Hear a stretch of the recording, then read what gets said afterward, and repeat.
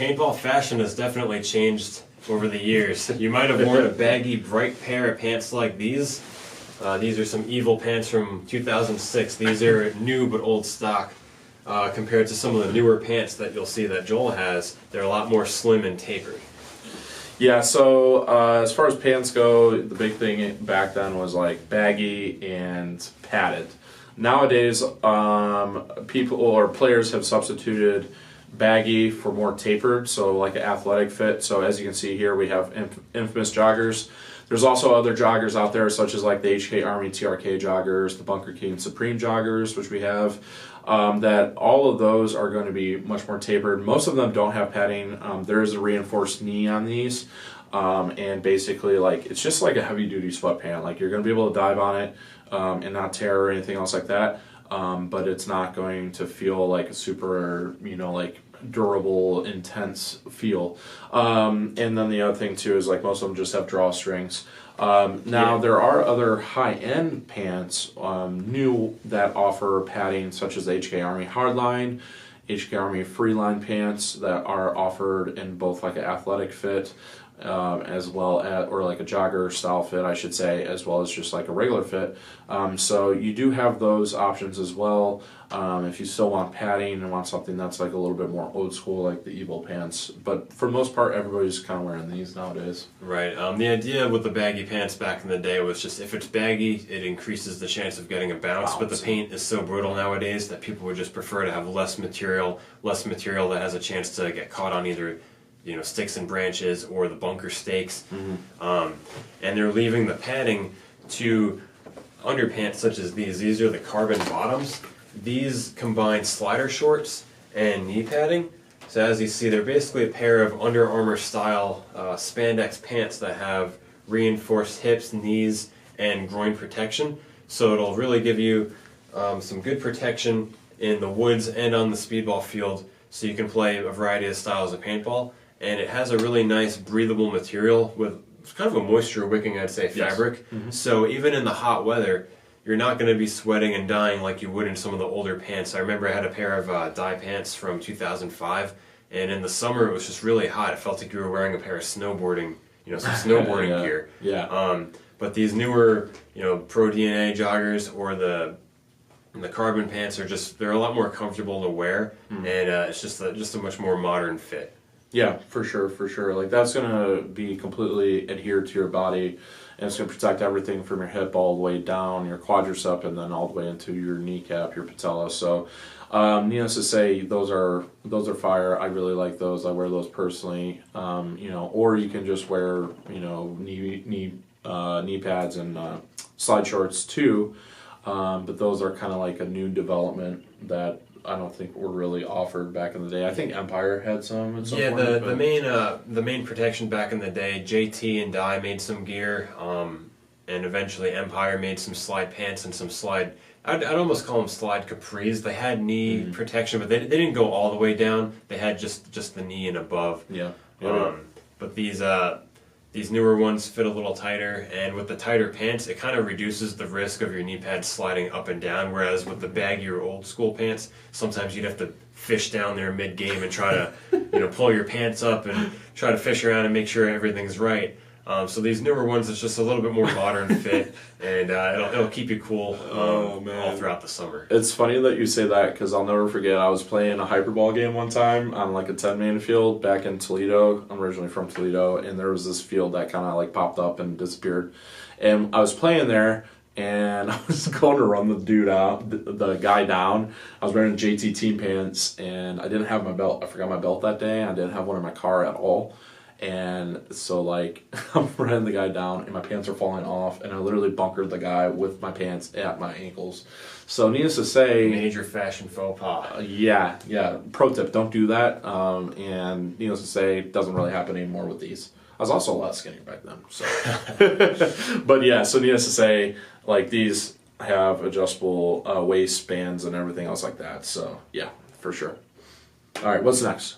Now let's talk about modern paintballs. This is what we actually shoot at each other. Joel, what was your favorite paint to shoot back in the day?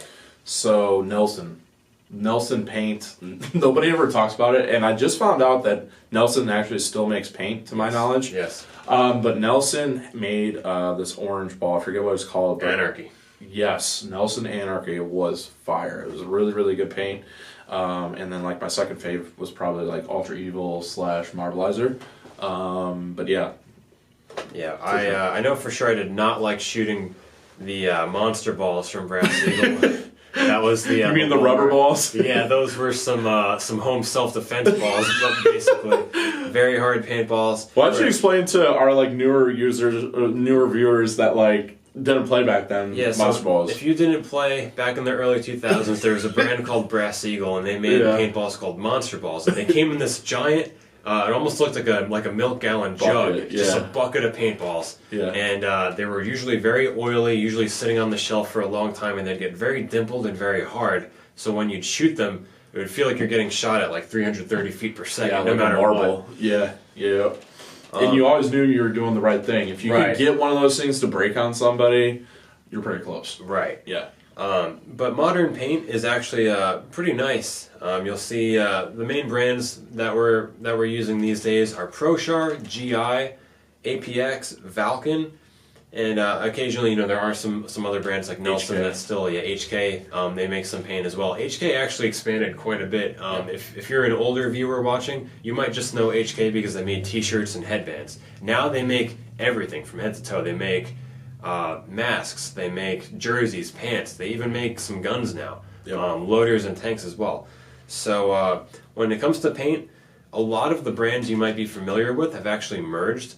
So brands like Draxis, Diablo, Gameface, Brass Eagle, 32 Degrees, and several others, RPS, they were bought out by PMI and then bought out by Key Action Sports and then bought out by GI. So over the years, depending on how long you've been out, you may have heard one of those companies listed. It's all the same paint. GI, they have a rating scale with stars. So 1 star is their low quality paint and 5 stars their highest quality paint. Basically the different formulas between, let's say Hellfire or the X-Ball brand of paint. They had, silver and gold and the bronze. Yeah. Those paintballs are basically now 1, 2, 3, 4, 5-star GI. There's also ProShar and Valken as well. Yeah. What do you have there? That's Valken. This is some Valken Redemption. This is some mid-quality paint. There's also some other styles of Valken paint, such as Kilo and Reserve. My personal favorite when I shoot Valken, if I can't get the tournament quality paint, would probably be the Reserve. It's usually pretty accurate, ball-on-ball accurate for me. Pretty hard. That and the Fate's pretty hard. And Redemption's not bad. And then you've also got, don't forget about Graffiti. Yep, Graffiti. Graffiti's pretty good paint, and we have most of that in stock as well. So needless to say, that's a really good point. It's almost like they've consolidated. Like every company only has a few different variations. Like GI has their 1 through 5 star rating, and there are some like outliers there when it comes to GI paint, but for the most part, it's that. And then like ProShar has like 4 or 5 different brands, and then HK has level 1 through level 5, or Supreme and Premier and all that stuff. So, but for the most part, paint, in my opinion, is about the same. I know a lot of people talk about how paint was better back then. I don't really think that it's any worse. Yeah, what do you think? Maybe some people might say that, and their accuracy might not be as good as it once was. But the paint today, you're still going to be able to hit. You're still going to be able to hit what you're shooting at. Yeah. One big thing that is different about the paint, though, is the bore size. I would say, on average, is much smaller than the paint used to be. 150%. So if you have maybe some bore sizing equipment, I remember there was a brand called Rufus Dog that made some bore sizing equipment such as this. This will actually come standard in a lot of barrel kits, such as the HK Laser barrel kit. You might notice that the larger bores, the paint will just drop right through. You might have to pick a smaller bore if you're into bore sizing your paint. Have you used the HK Laser system yet? Yeah, we've had it here. We've tested it. I'm a big fan of it.